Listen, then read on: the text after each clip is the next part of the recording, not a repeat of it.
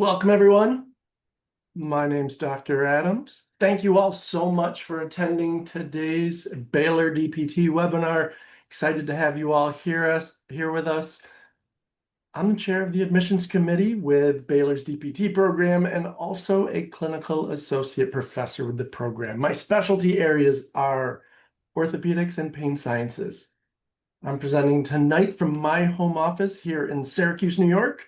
This is where I complete the virtual portions of the program, except when I head down to Waco for lab immersions and other in-person activities. Played a little music to get you all going this evening. Let's dive in. I'm going to share all sorts of information with you about our program.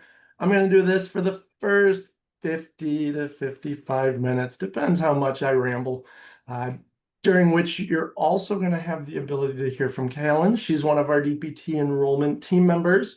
She's covering for Eurydia this evening, who's the primary DPT enrollment team member. And she's going to talk a little bit about what they offer for individuals who are interested in our programs. I'm going to share some stuff about that as we get going as well. Hopefully, maybe you've interacted with one or both of them already. After we're all done, we're going to turn it over to two of our current students, Alex and Armando. They're going to provide insight from the student's perspective. That's always the fun part of the evening. And then we're going to end with Q&A. Therefore, if you have questions as we go through this evening, please jot them down, make note of them, hold them until the very end when we open it up for that Q&A. Here's the point in the evening where I say, if you are willing to turn on your webcams, please do so. Many of you have them on. There's several of you that do not. If you're not prepared to do so, that's fine. But if I'm just standing alone talking to myself in my office, not to ignore Nigel behind me over there, but at this point in the day, he doesn't say much. Poor skeleton. All right, let's get going. Some stats on that slide there for you to see. So Baylor's DPT program, we developed a 21st century program that combines top quality faculty with contemporary instructional methods to provide the best learning experience possible. We were one of the first and still one of very few 24 to 26-month DPT programs in the country. The way we created our program, it helps to attract students from all over the country with all sorts of diverse backgrounds. Those who would be considered more traditional students, got out of high school, went through undergrad, jumped right into this program, to those who have been out of school for a while, maybe having families, working a different career, going into the military, etc. What this has created is a dynamic and powerful cohort of students every single year, and it's really it's a special thing. Here's the makeup for our class of 2027. This represents where those students were living during their time in the program. As they go through the program, some have moved around, some moved into Texas, some moved out of Texas, some just changed states, but this is where they started off the program. 23 different states represented. Nearly half of the students live outside of Texas, and during any given year of our program, about 10% of our students move to Waco to complete the program. Again, the rest tend to stay in their communities during the virtual learning, but come to Waco for labs, and then go to clinical rotations, maybe near their hometowns or wherever else they might have to go for those rotations. So you might be thinking now, okay, so Baylor's an online program, and there's your answer, no. We're hybrid, much different than online. You might be thinking, okay, but it's hybrid, it's probably self-paced, and once again, same answer, no. So what are we? Well, let's talk about that. There's three main components to our program. We've got the online virtual classroom, on-site lab intensives, and clinical education, and I'm going to talk about each one individually. First is the virtual classroom. About 50% of our program occurs virtually. We have flexible asynchronous sessions. They're one of the components that really provide some flexibility for our students. I'm looking off to the side at all of you on camera now. Think about in-person lectures you've had during schooling. Raise your hand if you're a morning person and you love those early morning classes.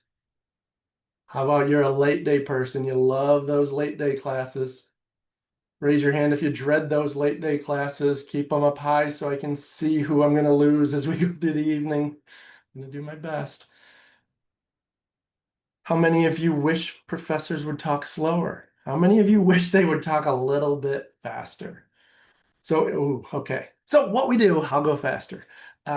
We pre-record all of our lectures. We deliver them to our students so you can watch them at your pace and at your convenience. You can watch them twice. You can pause them to take notes early in the morning, late in the day, whatever works best for you. You can even turn up the speed a little bit. Here's the key. We strongly request our students front load those, which means you watch all those pre-recorded lectures before you come to any classes. You do the readings before you come to any classes. We keep them about 15 minutes in duration on average, similar to a TED Talk. Why?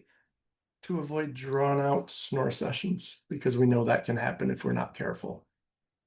As you complete those things, you then show up to our live Zoom sessions. Synchronous Zoom sessions occur every day of the week, Monday through Thursday, middle of the day, noon and 2 p.m. Central Standard Time. These have required attendance. They're interactive. They're not just us reviewing content, but we start to bring it to life. Take those lectures, take those readings, and get our students starting to interact with one another, interact with faculty, demonstrating interview skills, hands-on techniques, exercises, so that things start to make sense. During the virtual classroom, we always also do interactive assignments, video submissions, written submissions, and exams. Those occur in the same format. So here's some formats we use during the virtual learning of the program. It's just a small sample of many ways that we strive to bring out the curiosity in our students and make learning hopefully engaging and fun at the same time. If I discussed all of these right now, it would start to shift away from being fun and engaging. So what we're going to do is tomorrow, everybody's going to get an email. We're going to send you a bunch of examples of the virtual portions of the program.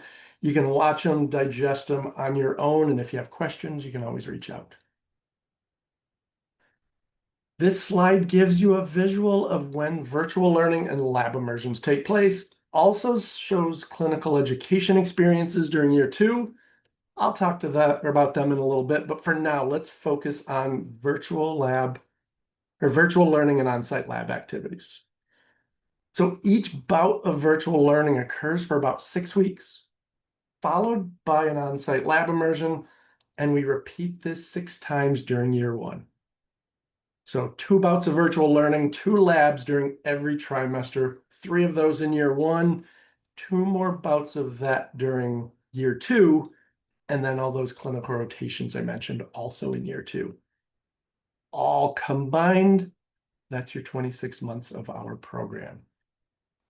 So let's talk about those lab immersions. Virtual learning prepares you for the lab. 9 different lab immersions over the first year and a half of the program.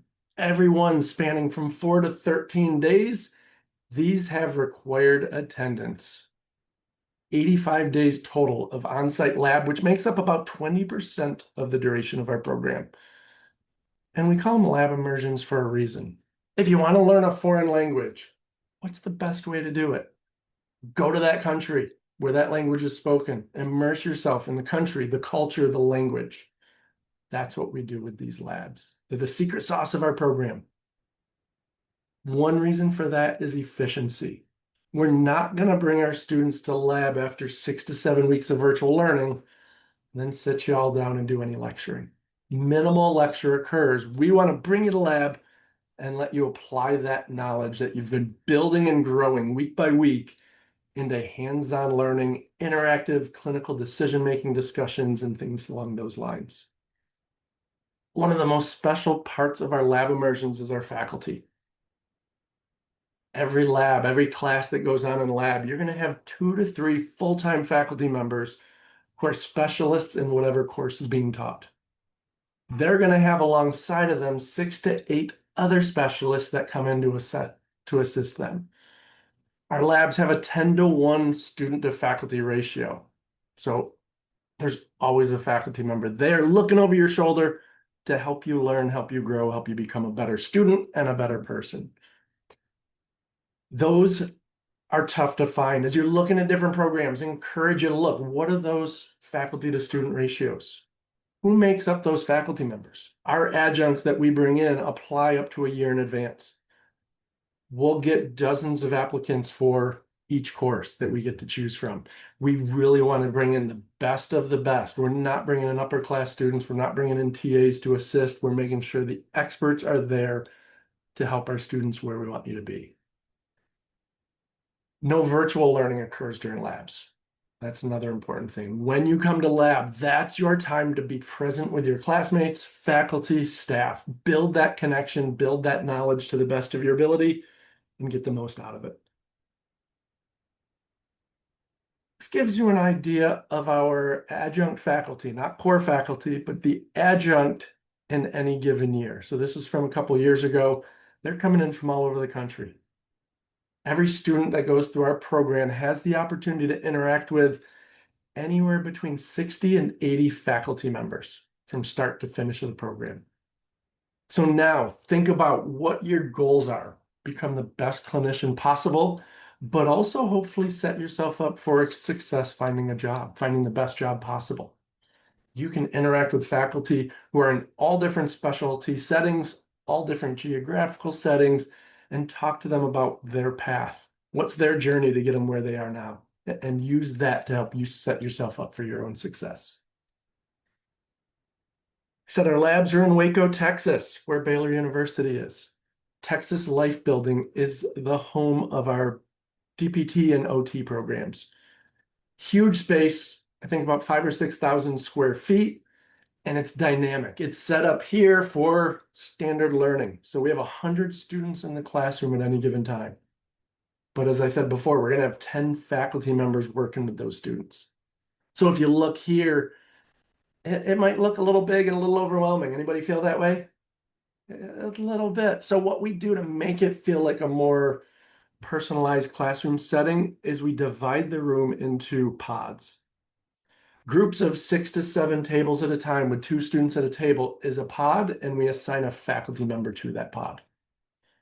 So at any given time, you're working in a group of with students, 12 to 14 of you, 6 or 7 tables, and there's a faculty member assigned to those 6 or 7 tables. So there's always someone present to help your group. Makes it feel much smaller. You get to know that faculty member, they get to know you much better. It's typical that we do 8 pods, and that leaves us with 2 faculty members to roam around the room to provide a little bit more hands-on. Those screens up front are huge screens, so no matter what we're teaching from on stage, we're filming what we're doing. We have slides up showing the techniques of what we're doing. It helps you so there's not a bad seat in place. Faculty are always microphoned up. And then we could take this space you see here, and in a matter of about 15 minutes, have a divider wall down the middle, treatment tables on half the room, the other half of the room, there's no tables left, and students are up and about doing exercise there. And they're learning something in that other half of the room. And while they're there, this left image, the Student Life Center, which is just across the street and down a couple doors, is where the rest of the class is. Another large space for our students, divided into 2 separate areas where faculty can be in there with students practicing and teaching other activities. That's also the space for students. There's refrigerators and microwaves and coffee makers and lockers where you can keep your stuff during the day and go eat lunch and after hours study with your classmates. On the right, we have a new clinical simulation and skills facility. Brand new within the past year, and we're going to start incorporating that more and more as we move through the program with our students, and that is on campus at Baylor, where the other 2 locations are off-site. Any other space we want at Baylor is also available. I said we don't do lectures during labs, but we do orientation activities. We might do after hours, just a gathering for students and faculty and staff for a dinner. We have spaces to use. That would be the right image. The left image is if we want to do more higher intensity exercise education. And we can go on site to the fitness facilities at Baylor, which are amazing. Let's look at a couple of sample lab schedules. So when labs are in session, students attend 8 hours a day, 7 days a week, occasional half days here and there, depending on the length of a lab.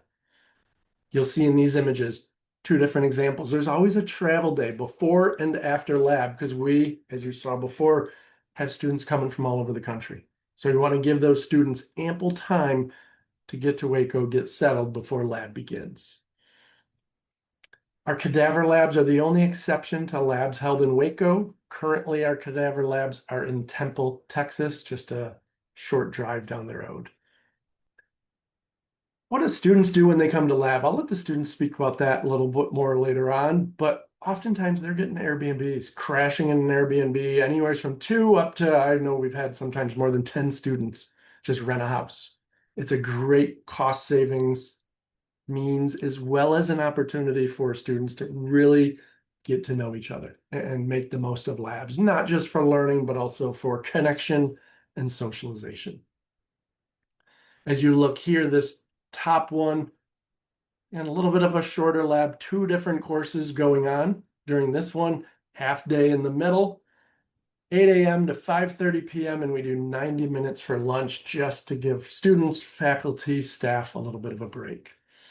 Oftentimes when we roll from one course to the next, it's new content, but also it tends to be mostly new faculty. So you get a little bit of a refresh of faculty content and it keeps the students energized.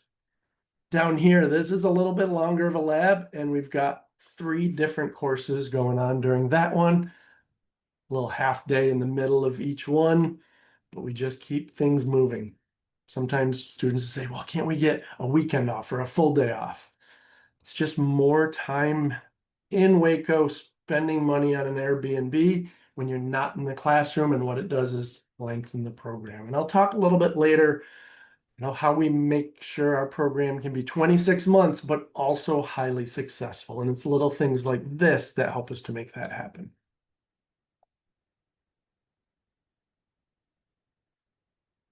So we've talked about the online portion of the program. We've talked about the labs, and one builds into the other, and the 2 of them build knowledge and preparation for the clinical education portion of the program.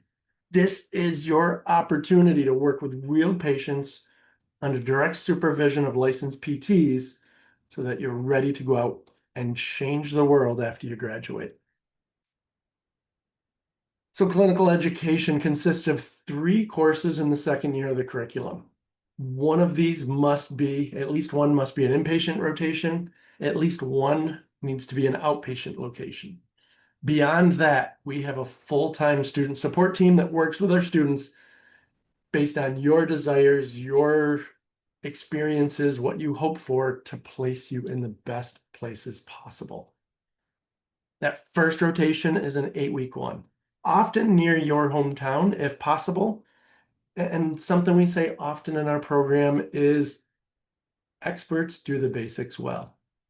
You hear that all the time. And during this first rotation, that's going to be one of the things you focus on, foundational or basic skills. Heading into that rotation, our students have all of the foundational science courses under their belt and even a great majority of patient client management courses. So you've taken the courses to basically go into any setting and be prepared to work with patients. That allows you to get the most out of those experiences. It's another area that I would say is you're entertaining and looking at different programs. What are the timing of those rotations? When you go into that first one, do you have enough coursework under your belt, no matter where you go, that you can actually engage with the great majority of patients and not, I always use the example of some programs I've been a part of in the past where students go on that first rotation and maybe they see a lot of patients with back pain, but they haven't yet taken their spine course. So they spend a lot of time shadowing in that one, which probably isn't the desire.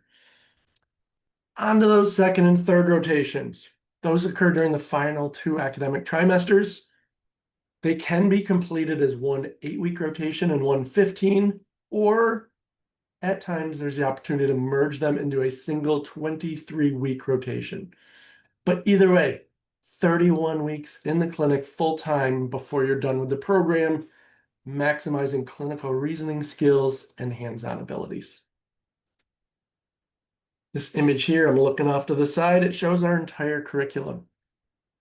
Top left down to the bottom right layout. So top left, here's those foundational science courses I mentioned. You take those into trimester 2 and 3, you start taking your musculoskeletal coursework. Lean into that musculoskeletal coursework, take your cardiovascular pulmonary coursework, neuromuscular, aging adult, all of those different things before you hit clinical experience 1. When you go into your clinical rotations, you will be taking online coursework at the same time. They complement each other, but you can see during this first experience, just one course. Then back into the classroom, more virtual learning, and then into those final 2 rotations, during which, again, you're doing some online coursework. Doctoral synthesis is a very structured and regimented program to get our students ready for the licensure exam. It's that important, so we put a lot of focus on it for our students. In addition to that, professional physical therapist practice, that gets our students ready for everything professionalism-wise that they need before they go out and enter the workforce. Here's another view of our program, highlighting all the coursework start to finish. Here it shows year 1. So the courses that are being taken during that first summer term, first 3 trimesters, each course, amount of credit hours, and remember, for the great majority of those trimesters, virtual learning, lab in the middle, more virtual learning, a second lab at the end. So it breaks up those trimesters, makes them very manageable with a ton of knowledge acquisition. And here's year 2. Last 3 trimesters. And as you get more into that clinical experience, those rotations, those credit hours dwindle down a little bit. Still very rigorous. Not going to say it's easy, but the hours dwindle down. A lot on this slide, I know. Bear with me. Main thing we want you to think about is 3 different takeaways. First, across the top here, those synchronous sessions. Noon and 2 p.m. Central Standard Time, Monday through Thursday. Fridays, exams, 10 a.m. and 1 p.m. Central Standard Time. Up to 2 exams. We never do more than 2 on any given Friday. As we come down to here, cumulative study per week, this is all based on surveys from our students. Our average student spends about 46 to 55 hours a week working on schoolwork, studying, doing assignments, readings, you name it, in this program. It is every bit a full-time program. It needs to be treated as such. We add in 8 hours a day for sleep, so 46 to 55 hours, plus 8 hours a night for sleep, because you need to charge your batteries. It's good for you, keeps you healthy, keeps you smart. With all that being said and done, you still have weekdays, 6 to 8 hours of free time. On weekends, 8 to 12 hours of free time. This is meal prep, eating meals, spiritual time, socialization, play, exercise, going to appointments. All of those things during virtual learning. Just remember, required sync sessions and exams. You can't schedule appointments. You can't make other plans during those times. But if you need to schedule appointments before sessions, exams, after sessions and exams, you can do those things. But you also need to fit those 46 to 55 hours of studying in. Often are asked, and some of you might be thinking now, okay, well, what about work? Can I fit in just a little bit of work? Historically, we strongly discourage work for students going through our program. If at all possible, try not to work. Your goal is to get through this program in 26 months, pass the boards, and become a PT. Your paycheck will be better at that point. Your flexibility will be better. But if someone needs to work, they're set on work and it has to be done, what we say is wait until after trimester 1. Get those first 2 labs out of the way. Get that trimester out of the way. And make sure you've got what it takes to be successful. Prioritize the program, and if you've seen then, yes, I've got what it takes to do this, same thing we said down here. You've got that personal time, well, maybe that's where you put some work. And it must be flexible. Because when you go to labs, you're not going to be able to work. When you go to clinical rotations, you won't be able to work. There's going to be busy times during the program where you might just say, I got to take some time off. And if you don't have a flexible job, it just doesn't always work well. I had some recent students tell me they pet sit, they house sit for people. Now they're getting paid to stay at someone else's house, but still have time to study. And that's a great idea to lean into. Here's our mission: advance societal health through excellence in innovative education, connection, research, and leadership in physical therapy. That is super important to us, and we want students who are coming to be looking for just that, and even more importantly, to want to align your values with ours. Faith, connection, growth, inclusion, adaptability, and courage. I'm not going to dive into each of these individually. If you have questions about them, I'd love to engage in that at the end, but just a couple is hybrid programs. It's often a myth that you're not going to build as much connection with your classmates or faculty as in an in-person program. Well, you know what? Because of that myth, we made it a value. And we make sure we go above and beyond to prove that wrong. And we regularly hear it from our students and graduates that we create opportunities so those connections are strong. Adaptability, embracing change. Why do we have that? Because times are changing and we want to stay ahead of that curve. There's a shortage of DPT faculty right now. It's tough to find faculty, quality faculty for programs. My next slide is going to highlight what we've done to overcome that. Learning styles have changed. That's why we're offering a hybrid education. In-person learning is not for everybody. Cost of education, if you haven't noticed, it doesn't go down. We can't lower it. We're not going to lower it. But by being a 26-month program, it allows our students to graduate a little sooner and make a paycheck a little bit sooner than otherwise. And there's some value in that. Shortage of faculty nationwide. Well, what if we can hire faculty who don't have to pick up and relocate? So what if we can go after the best of the best and say, stay wherever you are nationwide, but dedicate yourself full-time to Baylor's program? This is our list of full-time faculty. Tons of credentials, tons of initials after everybody's names, but the moral of this is we have the luxury of hiring individuals, recruiting them to an amazing institution that Baylor is, but they don't have to relocate, which allows us to raise the bar a little bit higher in who we bring in. And they are experts not just in teaching what they're going to be teaching, but also in the research that they're performing. And many are still involved in clinical practice. And they bring their experience in clinical practice into the classroom every day when they work with students.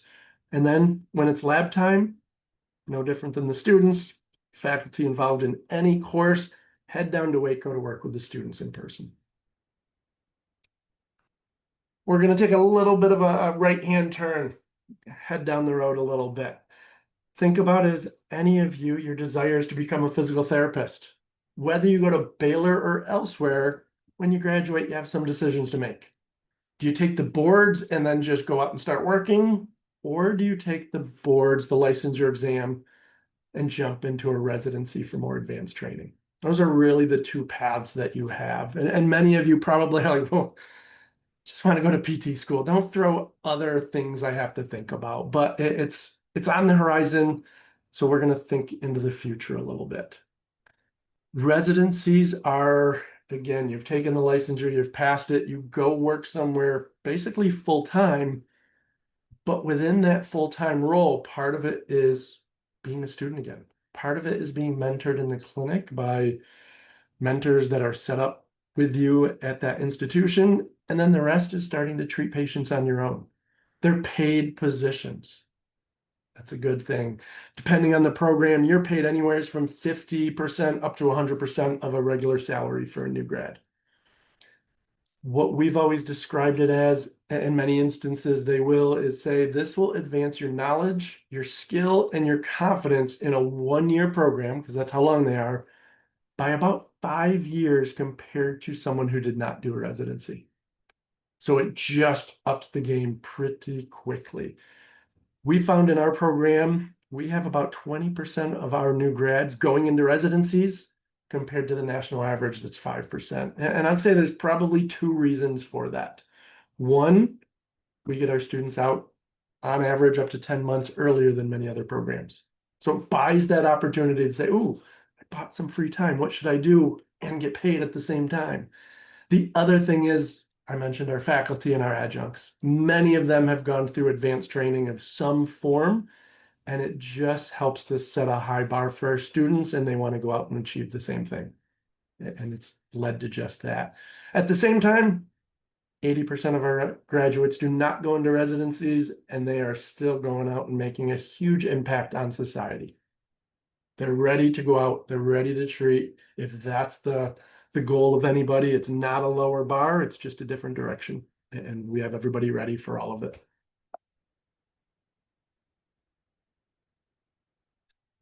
Admissions requirements. I'm not going to read all of these. As we go through this slide, just know it's similar to most other programs. You need that bachelor's degree before you start. GPA on a 4-point scale, you need at least a 3.0. Minimum prerequisite GPA of a 3.0. GREs are now optional for our program for this year as we continue to move forward, continue to monitor our website in case we make any changes down the road. Letters of recommendation, one from a PT and one from that applicant's choice. What I think here is most important is who's going to write you the strongest letter of recommendation. Find a PT, get to know them, make a difference in their clinic, let them see your curiosity, your drive for success. That's the person you want writing it. Other than that, if you can get it from a faculty member, that is another strong one. Why? Because we're going to be your faculty members. We want to know not just what you're going to be like in the clinic, but what are you going to be like in the classroom? Technical standards are important, and then work volunteer experience is recommended but not required. We're going to encourage you, do everything you can to get out there and get at least 100 hours. Get it in 2 or 3 different settings. Why? Not because it's going to make you a better student in the classroom. It's going to accomplish a couple things. One, it's going to help you to know this is the profession you want. Do not go through your first year of PT school and then realize, oh, this is what it is. I don't want to do this. Get enough time in the clinic to know this is what you want to do, and then get enough time with patients to prepare you for patients in the future. The knowledge you acquire isn't necessarily textbook knowledge because it depends on what they're teaching you versus what we're teaching you.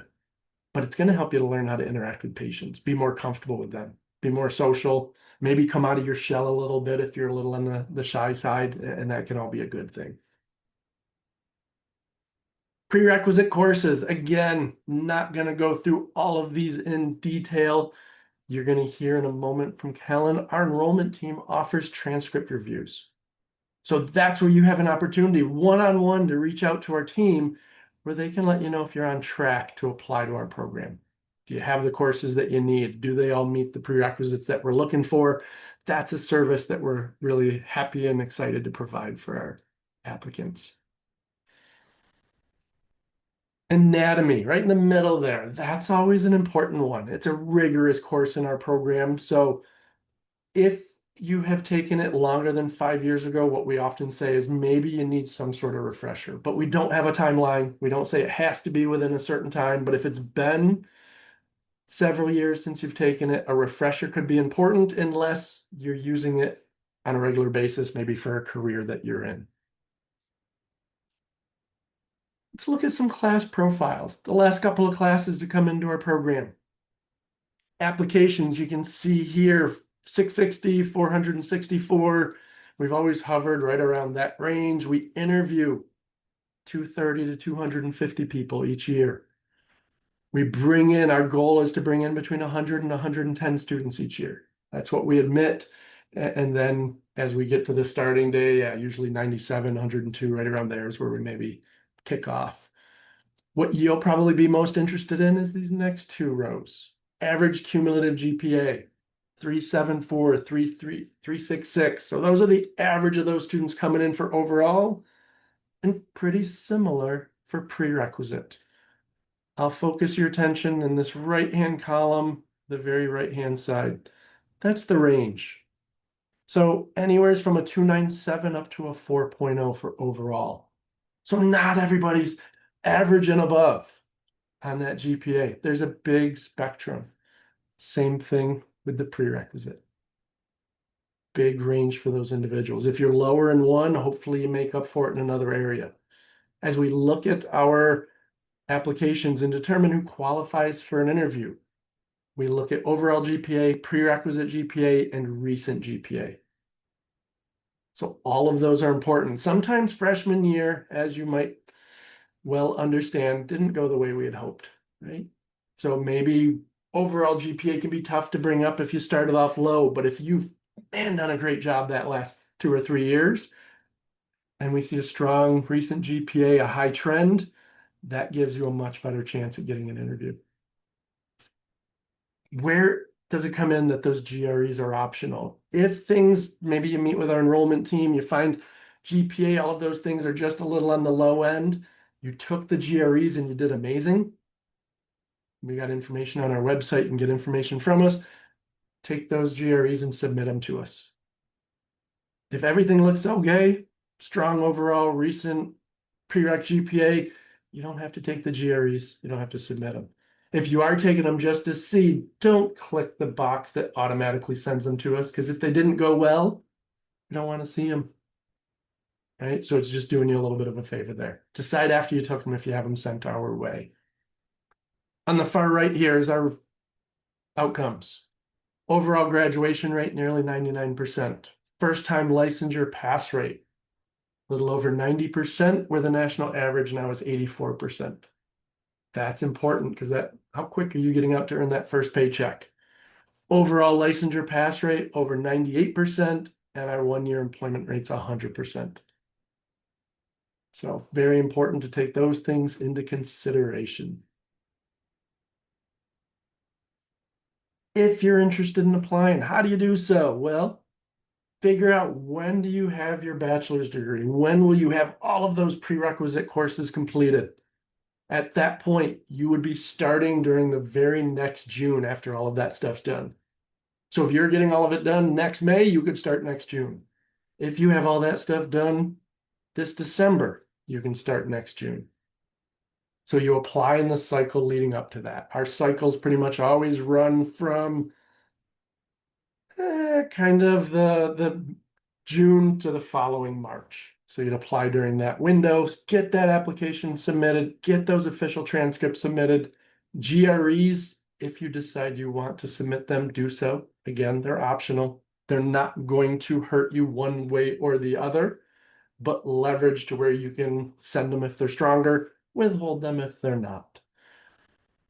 Mentioned our cycles open in June, go to the following March, but up until October, so right now we're in a window up until October, we accept and review applications, and then in October we will provide decisions to everybody who applies.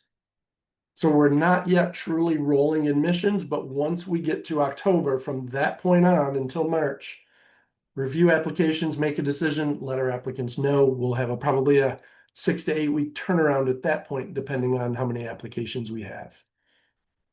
Our goal is to fill our cohort of 110 students by the end of December. So apply sooner than later. Why else is this important? Because those who apply before October are given the majority of the dean's scholarships that we have to offer. So it's one of the scholarships we have to offer that the plan is, we don't have it finalized for this year, but we're hoping to mimic what we did last year, which is give about 20% of our incoming students scholarships covering up to 10% of total cost. So that can go a long ways in helping to cut down a little bit of that debt. Interviews, if you're offered an interview, it's asynchronous. So you don't have to travel to Waco for the interview. Dress up, look good, pretend you're going to an in-person interview, and you do it on your computer. As long as you have good internet from wherever you are, it's a pretty cool system that we use. It's us sitting, asking a bunch of pre-recorded questions. You'll get random questions thrown your way and have a short period of time to think, and then the camera and microphone come on and you're recorded while you respond. Once we get those, we review the entire package. It's a very holistic review to determine, are you the right fit for our program? And believe me, it goes beyond GPA. You need to have a strong enough GPA to show you have what it takes to be successful. But what's most important, as long as you can be successful, we want to know, are you the person that's going to go out and make a difference in this profession? Do you have the empathy, the communication skills, the compassion, the motivation, the curiosity to go out there and make that difference? And you all know it goes well beyond book knowledge, test taking knowledge. We need a complement of both. All right. I'm going to give my voice a break. Here's the moment where Callan's going to jump on. As I mentioned before, she's covering for Eurydia this evening to share a little bit about their role as the enrollment team members. Yeah, I hope my video is working, or at least my audio, if nothing else. Hopefully it's not breaking up. My video is breaking up, but I think it's just me. My name is Callan Chappell. I am covering for Eurydia tonight, but I have previously worked with the DPT program. I just now work with some additional programs as well. But we have Eurydia, who's an enrollment coordinator, to help answer all of your questions leading up to when you're admitted. So as you're exploring programs, as you're applying to programs, Eurydia will help answer all of your questions, help you get connected, help you walk through your application, make sure you're not missing any materials, things like that. So you can, and then after you're admitted, then Amanda Singh will be your main point of contact after that. So two different people, but one's pre-application submission, one's post-application submission. If you do have any questions, Dr. Adams. Okay, perfect. I didn't know if there was still a slide after that. So this is their email address. And as he mentioned earlier as well, they do prerequisite reviews. So if you are unsure if your prerequisite course would count, you can email dptadmissions@baylor.edu, and Eurydia will send you a form to fill out with all of your prerequisite courses that you've taken, and she'll let you know whether they count or they don't count, or she recommends doing a different course instead to make your application more competitive. So that's their email, and then that's their phone line that you can call as well. And then lastly, there's a QR code. We have options where you can schedule a phone call, so you don't just have to aimlessly call our main phone line hoping we'll pick up. You can schedule a time that works perfectly for you, and we'll reach out at that time and get your questions answered that way as well. Perfect. Callan, thank you so much for joining us this evening and sharing this information. And I just can't stress enough the value this enrollment team brings along with Amanda Singh to help support applicants.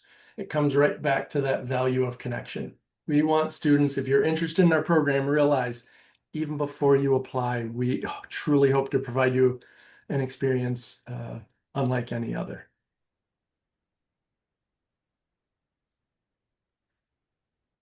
Common myth about our 26-month program and some questions we get is, do I get the same information in this program compared to a 3-year program? And the answer is yes. And I'll give a little bit of information there. One, CAPD is the organization that accreditates our program. And therefore, to be accredited, you need to make sure you cross every T and dot every I and do everything that is required of them. And we do just that. We've just a couple years ago went through our last accreditation, and we were given the maximal 10 years. So we are in perfect standing. We're right where we need to be. You saw our outcomes, and that's the other thing. You're getting everything you need. Our outcomes are above average nationwide. So that's just another way to show we're doing what we need to. So how do we accomplish that? We don't say, okay, come in for 26 months and they're going to be the worst of your life. It's a doctoral program. It's not going to be easy. Hopefully, if you want to earn a doctorate, you don't want it to be easy. But we make sure every year our faculty and staff come together and we say, okay, how is our curriculum working? Is there anything we can do to make it better? And we might, I feel like I need to add something in. Is it truly needed? And if so, what can we remove that's not important? Otherwise, you have a phenomenon called curricular creep, where we just keep adding more and more, but we forget to take stuff out. And who's punished by that? The students. So as we add stuff, we always make sure we're removing content to be sensitive to the needs of our students. We don't just teach what is required by CAPTE, though. One example of that I always use is dry needling. It's not a technique that's required by CAPTE accreditation, but we know it's an important skill set for students to learn.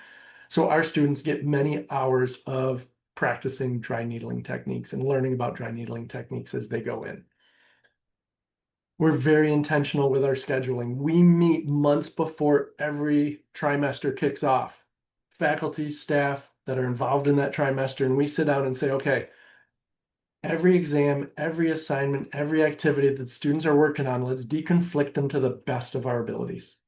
We know all these assignments are needed. If they're not, can we pull them out? But we know all the ones that are going in are needed. The exams, the quizzes, all of that stuff is needed. Okay, now let's all talk and see, how do we make sure it can be as smooth across the trimester as possible? Hence me saying earlier, we never do more than 2 exams in a given week. We deconflict them to make it tolerable. Tough, yes, but tolerable. So that's how we achieve what we achieve. And again, I'll say the outcomes show that it's worked up to this point. Much of this slide's really just a summary of what we've already discussed, but I want to reiterate a few points. Baylor, we offer the prestige and abundance of resources from really one of the world's preeminent Christian R1 research institutions. We focus on individualized student support, administrative services leading up to and throughout the entire duration of the program and beyond. One-on-one career support throughout the program, and our career center is amazing. They come in early on. We just had a cohort start at the end of June, and the past 2 weeks, my LinkedIn's getting bombarded because Career Center already starts to help students set up a LinkedIn page and start sending it to key people to start to build a network. On campus, as well as telehealth services, mental and physical health support for our students, because we want to take care of the whole student as they go through. That structured licensure exam prep that I talked about at the final phases of the program. Extremely structured, well regimented to make sure our students are ready. And that 26-month duration gets you to employment faster, gets you to a salary faster, so that you're not paying tuition into that 3rd year, but instead collecting a paycheck.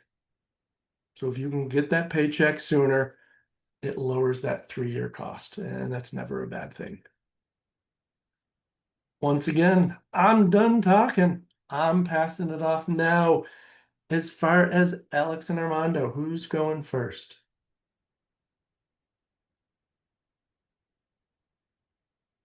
I guess I'm Alex, going first. the floor is yours, Alex. Thank you. Awesome.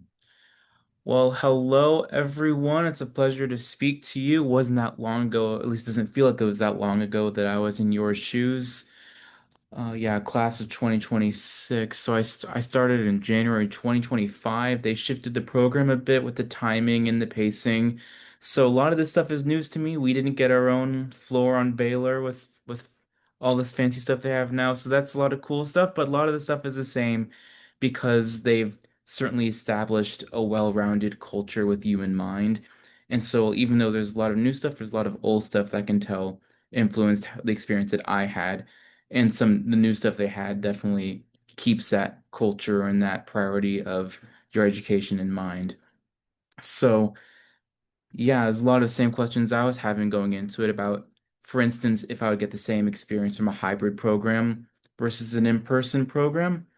I didn't know, it's a physical therapy, it's a physical profession. If I'm going to be online for a good chunk of the program, I'm going to be receiving the same benefits. And even now, I'm in clinical rotations right now, and I receive questions from people I'm working with in patients of what's that like being not in person for a lot of the time and having to learn stuff on a computer. And it really is how they pace it out. It's really paced out very well, where the stuff you learn online is stuff that can be taught online, like pharmacology. I don't need to be in person to just the information on the medicines, or like anatomy. You learn all the stuff in a textbook, and then you go and you see the cadavers and you actually see how things connect. You learn information about the spine, and then you go and actually go hands-on on the spine and see how it moves and what tests are important. And you have the time to reinforce the knowledge before you have to apply it, and so that you can apply it in a meaningful way, provided you were prepared and put in the time beforehand. So even though there's some weeks of going through the online content and it's a lot to take in, it really does pay off when you go and do it in person. And even though it's hard to study with the end in mind and study those long-term strategies, because it's easy to cram, it's easy to fall into that trap, and hopefully you can get a feel for that early on, what works for you. But getting a feel for studying in a way that you can retain it, which is you gotta be mindful of that, but also I've been surprised how much I have retained more than I thought, and the things that come to mind even in the clinic of, oh, I learned this thing that one time in that one class with that one professor, and that comes up right when I needed it, and just refining it a bit in person, and then I'm where I need to be.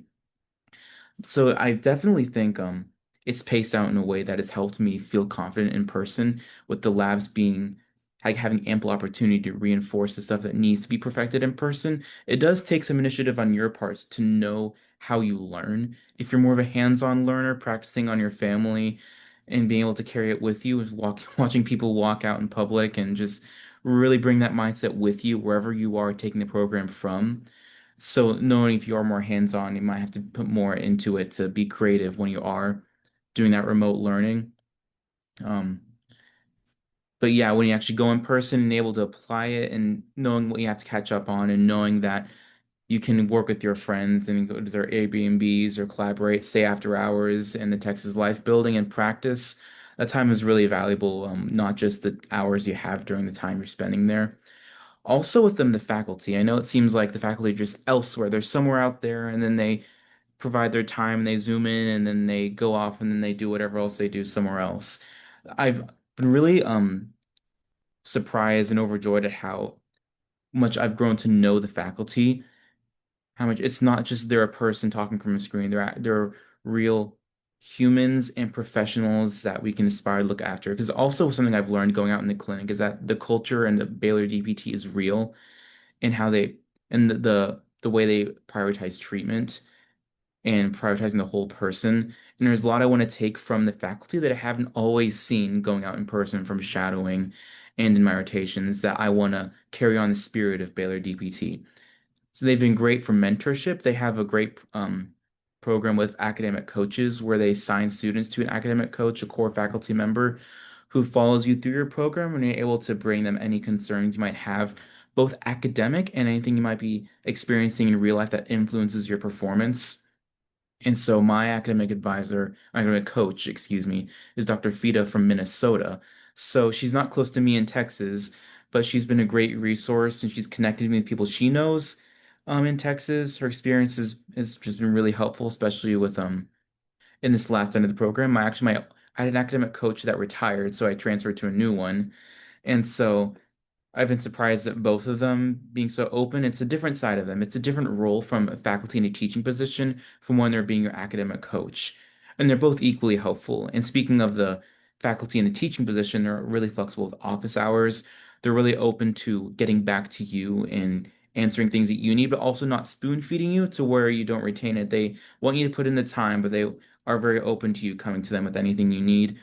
Um, and prioritizing your success and just being fully present. The faculty is they're incredible and they're growing and there's so many people everywhere. So like me in Texas, I've it's a bit different me being in Texas. I know people across the country have got different experience going to their corner, but like I'm doing all my rotations in Waco just because I went to Baylor for undergrad. So it's kind of like a second home to me. So there's a lot more faculty I'm more in touch with that I can communicate with more often.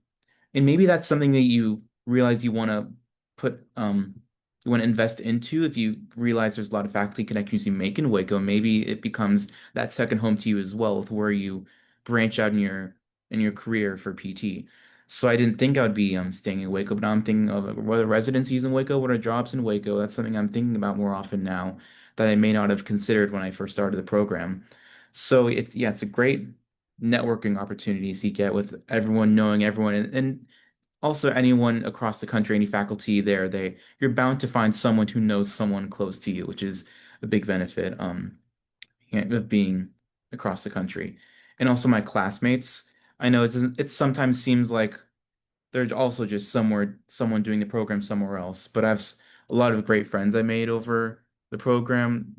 I'm so surprised how many like with a month into the program, it's probably different with the pacing now, where we had a month of online classes and seeing faces in Zoom and seeing their names, and then showing up on in the beginning of lab and starting with a team building day and being surprised, like, oh, I know you. That's what you look like in person. That's how tall you are. Small things like that, and just seeing people in person and people kind of already being friends. And even if there's some apprehension, the thing is that you're all in the same boat, so everyone's kind of worried about the same thing. There's a very few people who come in maybe knowing someone else from their undergrad or something in the same town, but we all come together kind of little uneasy, but all excited at the same time.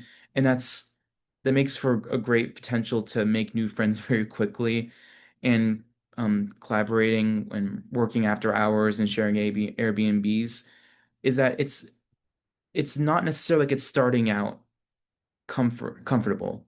It invites you out of your comfort zone, but the camaraderie of having everyone else have that same passion and excitement fostered by such a great faculty, it really builds some great connections that carry me through the program. Like people that I feel like I've known for a long time. It's only been a year and a half since I've started, and there's so many people that I know deeply that I hope to keep in touch with. Like Armando here. Like I remember starting lab with him, and I don't think yeah, I remember like had taking a practical with him. We were assigned together, and it was kind of scary. But now we're out and we're doing real stuff with real patients, and that's kind of funny to think about. So yeah, it's a hybrid program, but even in this last chunk of clinical rotations, it doesn't feel hybrid. I'm with patients a lot of the time. I'm doing what I gotta do, and I know what I gotta do, and I'm feeling great about it. So yeah, it's hybrid, but there's a lot of great stuff happening. And Armando, what do you think? Couldn't agree with you more, Alex. Hmm. Very well said. Uh, yeah, and like you said earlier, wow, time really flies. Being in y'all's shoes, attending one of these webinars, and now here I am. So what can I say? Time flies when you're having fun. It's one of the great things about this program. Uh, and one of the things to always keep in mind, time, like speaking of that, like it flies out of your hands, especially in an accelerated program like this one. So you got to know how to manage your time appropriately. And part of that really comes with having a good, effective scheduling plan. For me personally, it took me a while to really figure out a good plan that works for me. It took me a couple weeks starting out fresh in this program. But one of the most important things I would say would be setting goals that you know you can meet, daily goals. Don't overwhelm yourself trying to set some crazy standard that you have to meet every single day. Like, I gotta get all this content done within this many hours by the end of this week. Like, because if you don't meet it, then you'll get disappointed. You'll find yourself tired and burnt out. So be consistent with the goals you're setting. Write them down on a board. Um, so set those goals and make sure you meet them. But don't fatigue yourself out. It's not worth the burnout. So that's one of the best things that I've done for myself to manage my time appropriately. Uh, and like Dr. Adams said a while back, it's kind of like a full-time job. It really is. So typically, you're gonna find yourself studying 7 to 8 hours a day. But don't you don't have to necessarily do that straight in one go, that you can take your breaks. So take your breaks when needed. Be consistent with your study slash breaks, and you'll develop that habit. So it's not something that just comes like that. It'll take some time and practice as a newly developing grad student. But that's what I have to say as far as time management goes. But really, you could develop all the time management plans in the world, but none of those aren't going to be very helpful if you don't have the right discipline for it, and the commitment, which brings me to my next topic, like how does one stay disciplined and committed? Well, you gotta stick to your why and never forget it. Truly, just remind yourself every single day that the morning you wake up, like, why am I in this program? Why am I seeking a physical therapy program? Why do I want to be a physical therapist? Because there will be times when you're gonna have a tough week. You're going to find yourself tired and exhausted. You're going to want to wish you had an extra day off. I've found myself in those situations personally. Uh, but one of the things I tell myself is, for example, patients in the hospital or in the clinic, they don't get to have an extra day off from their symptoms, from their pain. So really, it's up to you to make that change in this world to help those patients live a bit happier lives just by making a difference in their symptoms, pretty much. So. Yeah, that's what I would say as far as staying committed and disciplined. Next thing I want to say is building connections with your friends and faculty is so important. I cannot emphasize it enough. Kind of like Alex said earlier, the faculty in this program are incredibly supportive.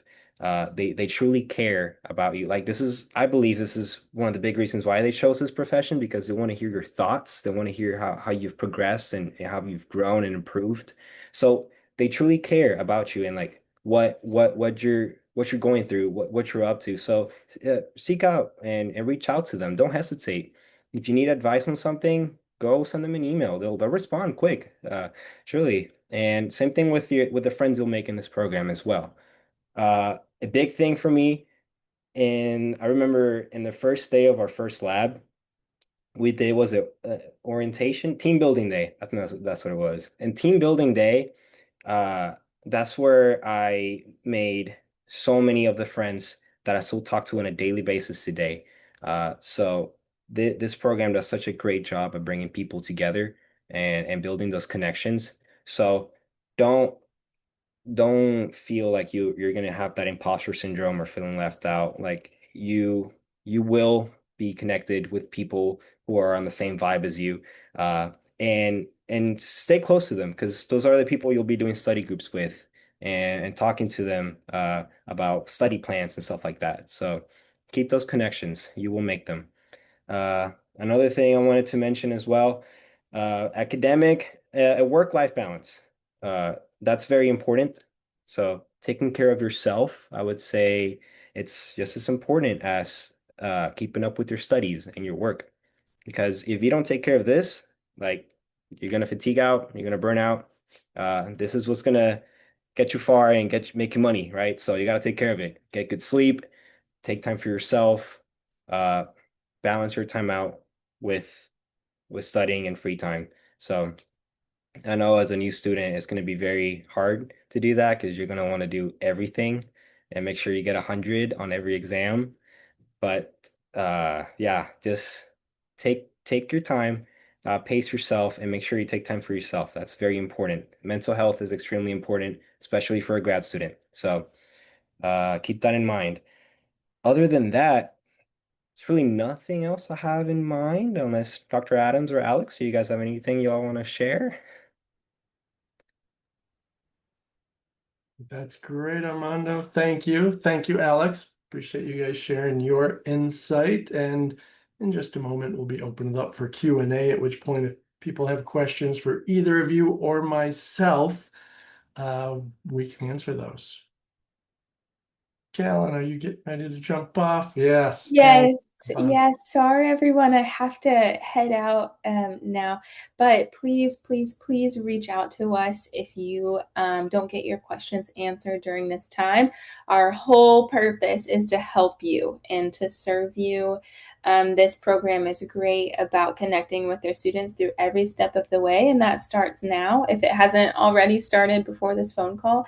So please, please reach out to us. We're here for you. We're here to support you.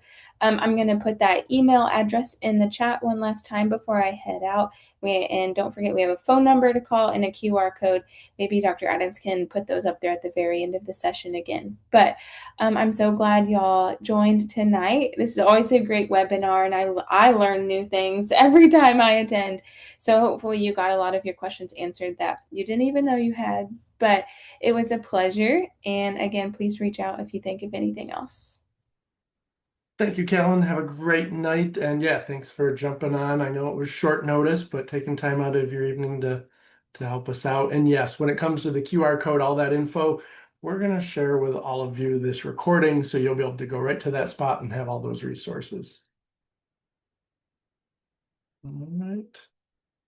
And this is not that QR code, but this one will take you to the DPT website, learn more about our program, register for on-site lab visits, facility tours, open houses we hold throughout the year, just different ways to be able to connect and learn more about our program. And if you have not been to our website, tons of great resources, videos from students, faculty, staff, talking about experiences, information on scholarships and financial aid and all those good things. So that's all there. And now I want to open things up for questions because there's three of us on here answering questions. If you have one, raise your hand, raise your virtual hand, throw it in the chat, and just please let us know who you want to direct your question to. Students, myself, either of the students individually or specifically. Ready, set, go. What have you all got?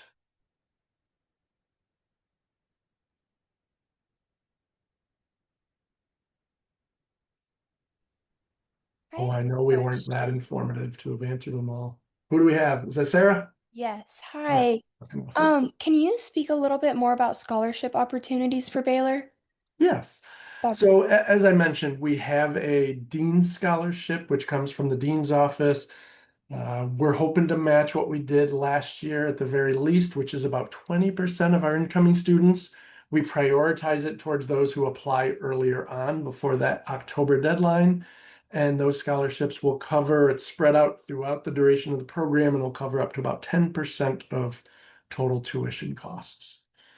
In addition to that, we have another internal scholarship that we have offered in the past, and we're still offering it, but timing wise, we usually wait until our students get started, get through that first trimester, and then apply. And it's based a little bit on academics and other holistic factors that are become apparent in the application as the students fill that out. And that uh, is a variable amount based on different factors, but again, can be 5% or even a little bit more of the cost of the program.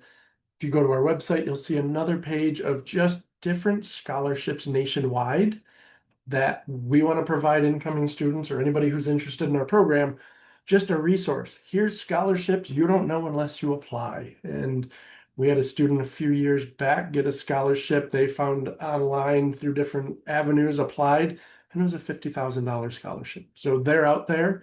You just got to seek them out and see what's most appropriate for you. So some internal, some external. We'll support our students however we can. Thank you so much. You're welcome. Question here from Cameron. What tends to make an applicant stand out during an interview? And hopefully, Cameron, you're asking about stand out in a good way, right?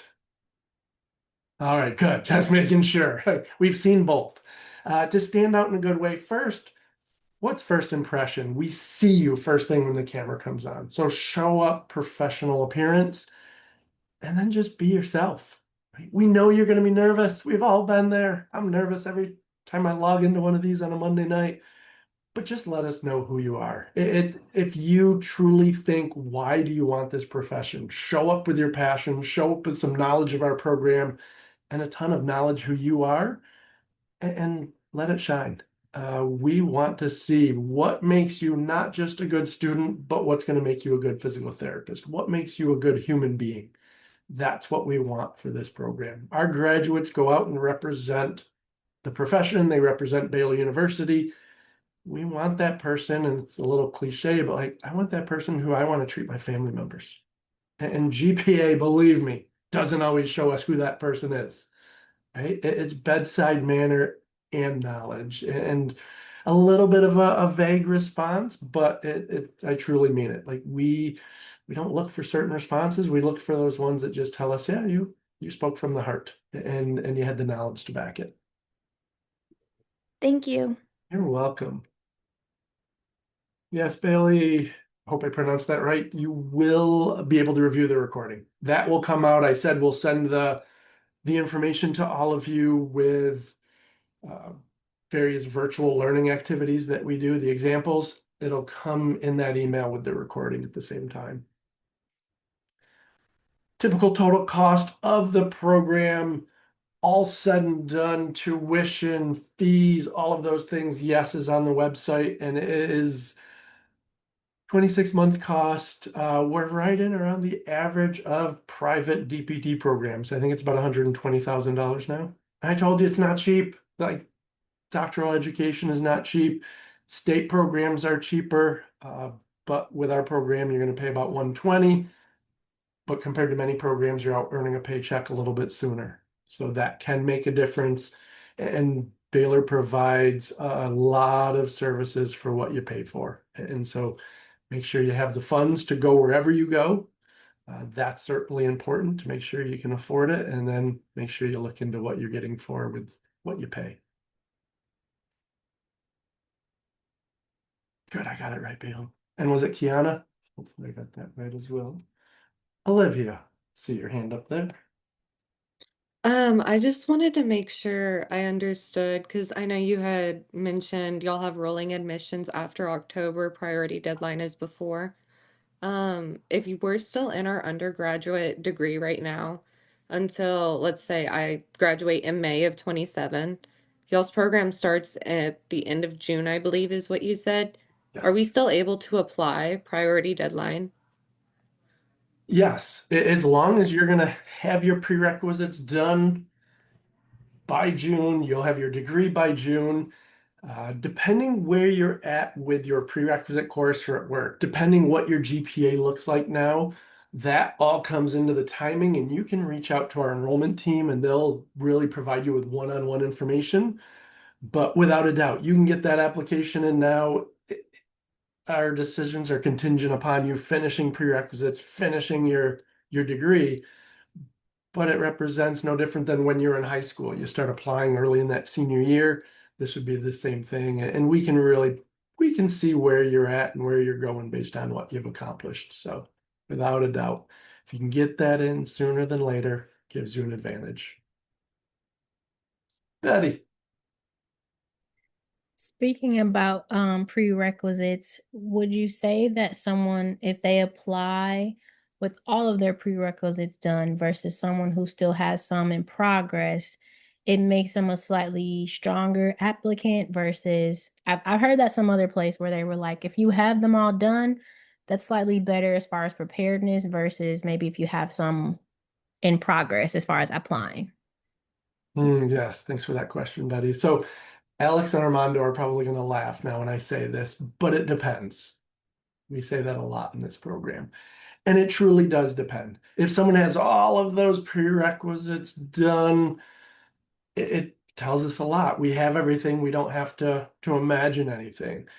But there's people who don't have them all completed yet. They've got a full year left before they're graduating, but everything they've taken is rock solid. And the big prerequisite courses, the anatomy and physiology and all of those are already out of the way and solid.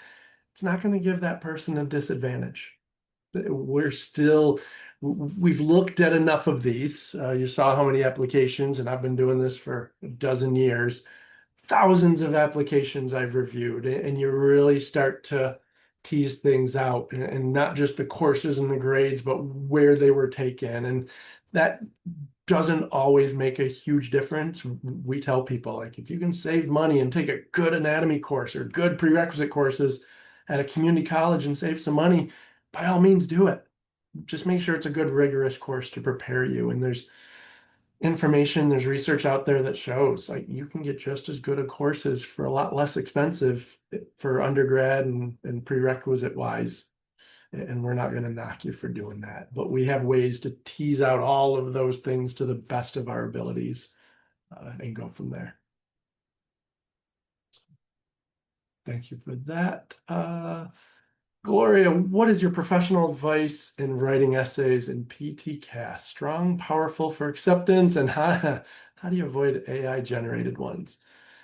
Well, to avoid AI-generated ones, don't use AI. I'll just say that. And I mean it, like we have software that analyzes and tells us if it was written with AI, which not all of that stuff's accurate, but write it yourself. And we have ways. I've taken courses and gone to seminars on how to tease out when it's AI driven. And some of our questions are asked in a specific manner, and AI won't always write them specific enough. So, sort of like I said before with the interview, that PTCAS essay, look at the question and write it to really show us who you are at a personal level. And the more personal you can make it, the more it requires you to move away from AI in that manner.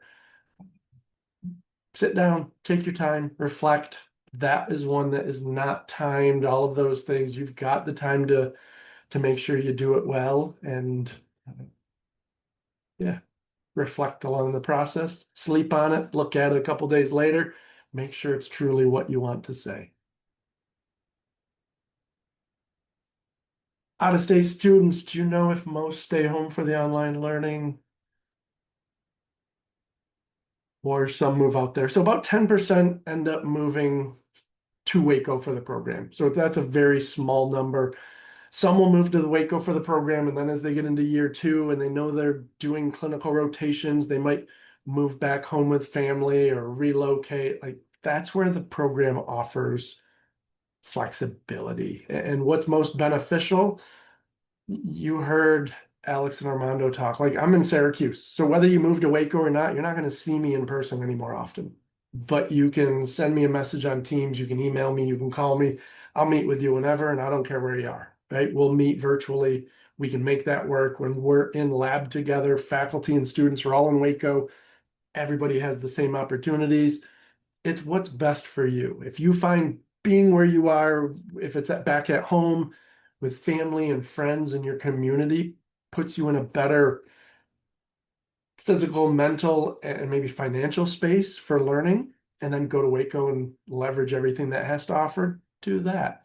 If you're someone that says, no, I want to, 10% of the class moves there, I want to be there with those folks to maybe get someone to study with every day and practice with every day and have a little community. And if you're someone that wants to do that, go that route. We have students that end up in the Dallas area, and so they're not in Waco, but they're up in Dallas, and they have their community in that area because there's enough of them there to be able to study. So it depends. That's all I'll say to that one. And I don't know anything Armando or Alex to add about that. You've seen classmates probably geographically relocating for different reasons. Yeah, what I also have heard is there's multiple students within the cohort. They kind of pitch in money and they get an Airbnb together, and they kind of stay there throughout the program. I know that's for sure a thing in with lab immersions too. So as far as I know, that's what I see most people doing here. Unless Alex has anything else he wants to add. No, yeah, I mean, I personally don't know of anyone who has moved to Waco full time for the program, although I know it's a thing some people choose to do. I know there's mostly some travel, and even like, Texas is a big state. I'm in Texas, but me and Katie near Houston, I still have to commute by just driving to Waco. And so it depends on like if that would be easier to move here full time or get an Airbnb. Some people get hotels. So if you don't feel comfortable in Airbnb, you're not alone either. Um, some hotels, like I started in the hotels because I didn't feel comfortable just having a social battery to be with other people the whole time. And some people do that, and some hotels offer, I think, small discounts for being here for a long time because, people hotels in Waco, they know students are coming in and out and have to stay here for a little bit. So there's a lot of flexibility with what you want that fits you specifically. Whether it's or if you're considering affordability or if you're considering community and study and what that looks like for you. There's a lot to consider and a lot of different people do a lot of different things. Um, yeah, there's going to be other people if you reach out. Maybe that's just the nature of physical therapy as a profession that we're a lot of nice, welcoming people. That if you do reach out and see if there's anyone else in your area, anyone else in Dallas, anyone else carpooling from a certain airport at a certain time, or anyone else just looking to move to Waco, like starting in a cohort group chat. Hey, anyone else coming to Waco? Going to stay here? I'm sure you'll get people to reach out and respond to you or thinking the same thing. I don't think you'll be the only one having that same idea. It's probably more than one person with a given idea like that. Yeah, we definitely, Alex mentioned that. We see that every year. Like, oh, who's heading down? And you'll say, well, where are you flying into? Dallas. Okay, I'm driving down from Oklahoma and I'll pick you up in Dallas on the way down so you don't have to rent a car and then we'll get get a place together. And some students first lab hit it off with a group of 5 or 6 and they stay with each other the whole program and arrange housing, and some jump from group to group just to get to know more and more people. And so it's really a pretty powerful and dynamic situation. Amanda, it's jumping up. It's jumping up faster. If I do not take the GRE, what is the number one thing I can do to stand out? Oh, so to get an interview, I mentioned before, we look at overall GPA, prerequisite GPA, and recent GPA. So what's that trend? That's to get an interview. So you have to have that high enough to show us that, yeah, we think you've got what it takes. You saw the 3.0 as the bare minimum, but we set, if everybody's 3.0 across the board, it might not qualify for an interview. So you need at least 1 or 2 of those to be well above that 3.0 to get you an interview. If you get the interview, we truly look at the entire package. We look at recommendation letters, essays, interview, your work experience, volunteer experience, where you went to school, the courses you took. We dive in and go through it with a fine-tooth comb. The interview itself, how did you present yourself? What did we glean from you in that and the essays to tell you who you are? And it's not any one of those that we're looking at or any one thing within those. It's truly that total package of, we have to weigh, do we think you've got what it takes and how much so? And do you carry the social skills and the empathy and all those things I've already mentioned that make us say, yeah, you're the fit we're looking for. And some of those things will help to overcome weaknesses in other areas because we're humans. And at the end of the day, we look for that balance. We don't look for perfection across the board because it doesn't exist. We wouldn't fill a cohort if that's all we did. We want a powerful cohort that comes in, that when they come across stage on graduation day, we can look at them and say, this is a group that represents our country, and hopefully can go back and treat someone in this country that they represent and make an impact. Because our country is diverse, we need our student body to be the same. We'll answer a few more here. If you weren't able to get much inpatient hours, if any at all, but we're able to get well over 100 in the outpatient, it won't necessarily have a huge impact, but no, a lot of your learning is going to be about inpatient care. You do a rotation on inpatient care. So you have to make sure you're ready and able to go into that and have what it takes. And you don't have to love it, but you have to be able to go and spend time and learn in all of those courses, because whatever setting you end up in down the road, they all blend together. Best outpatient therapist needs to know what's going on in the inpatient setting.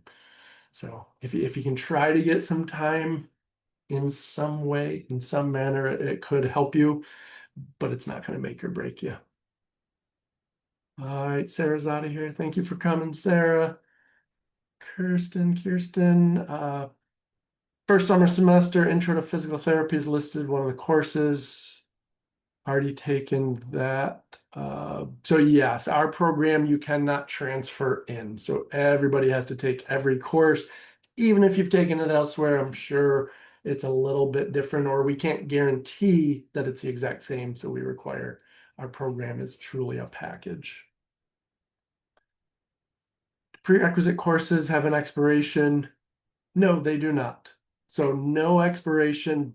What I said before is if maybe anatomy you took a long time ago, it's an important one. It's a big one. You're going to need a refresher, or at least we recommend you strongly consider it so that you're ready for the demands of human anatomy with cadavers. All right. I don't see questions. Oh, we got one more. Bailey. This will be the last one. Thank you, Bailey, for asking it.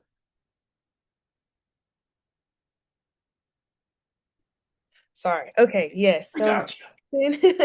my question is actually just about the Christianity aspect of Baylor, and Yes. maybe it's more so for the students who are already in it. But I guess, how do you create that Christian community at the DPT program? Is that something like, do you guys go to church every Sunday, or what does that look like maybe for the students, and how is that cultivated within the program?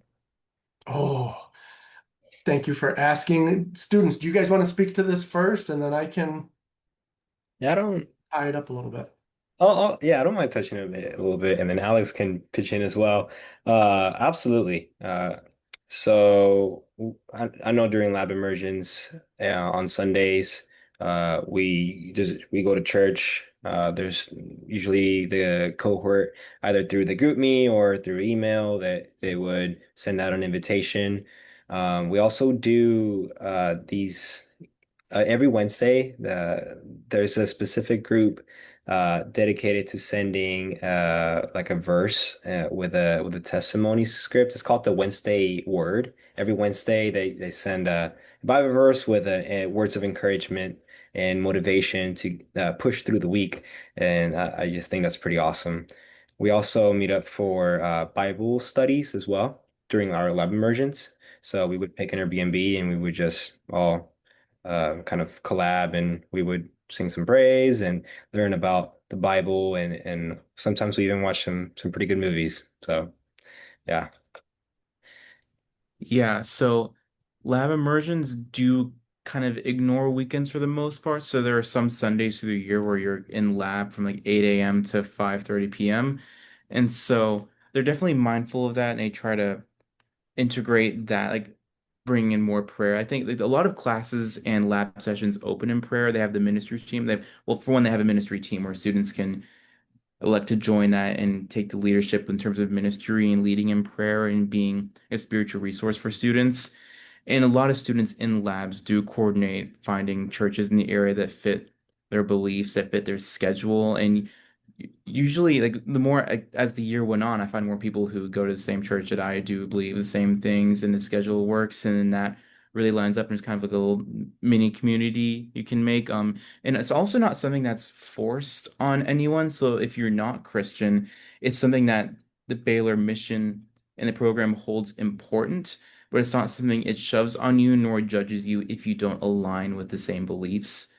Um, but it just puts them out there and it's strong in its character in professing what it does believe in aligning with Baylor's Christian ideals.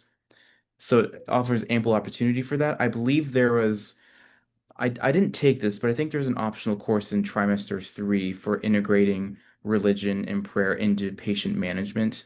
And it doesn't count towards GPA. And I think it's like a few optional Zoom sessions you can do. So that's something that you can do if you want to really bring that into how you manage your patients. Um, but yeah, there's definitely it's not just something that's like on paper or on the sign outside of Baylor. They do integrate the Christian aspect of the mission into the classes and into the student culture of it. Thank you both. Thank you so much. Couldn't have said it any better myself. And yeah, just the main points is during labs, we don't take Sunday mornings off to be able to go to church, but we just can't always do it without extending lab and therefore time and cost. But students are resourceful and they'll head to church right after, or they'll find services for Saturday evening, but they'll come in maybe that morning and just play uh, different gospel music before class kicks off. Yeah, I know for myself, start off every synchronous session and every lab day with prayer, but you do not have to be Christian to go through this program. We foster Christian values for everyone. And one of the foundations of that is respect everyone, no matter who they are and where they're coming from. And then we really let our students lean into and have a personalized, faith-based experience, based on what they are looking for and help them grow into their faith as they go through the program. So I think that's a very good thing to end on today. Thank you all for taking the time to look into our program, to want to know more about it and ask questions and show up. And all I can say moving forward, Armando, Alex, Callan, thank you all for joining and helping me out tonight. And I hope to see many of you in the future at events or see your applications, and would love to see as many of you as possible as future students. So with that, enjoy your night, enjoy your week, and the rest of your summer. Bye-bye, everyone.